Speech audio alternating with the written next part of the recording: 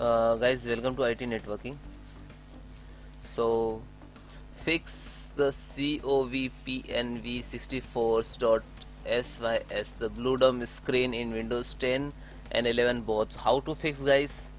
So guys, when you using remotely, so that time will come the blue dome, so you update your hard driver.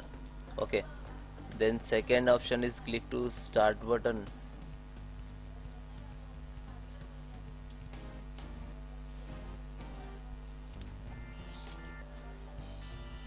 CMD and run as administrator,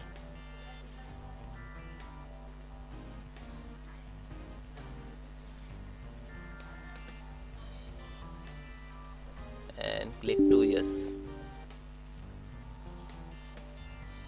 So guys, here type VERIFIER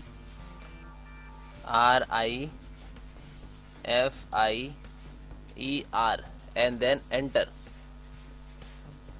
So guys, there are options showing. So select a name of list.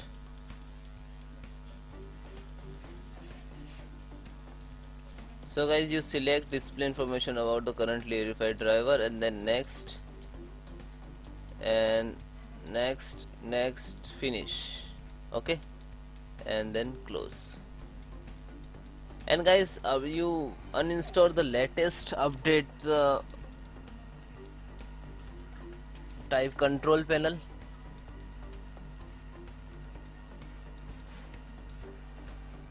uninstall programs, view uninstall update.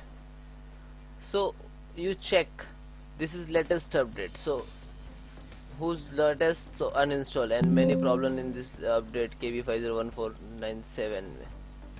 Okay, this is always not launch.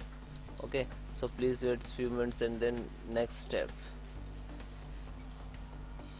And then guys, open Windows Defender,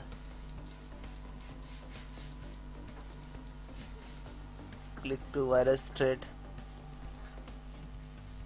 scan options, full scan, then scan now.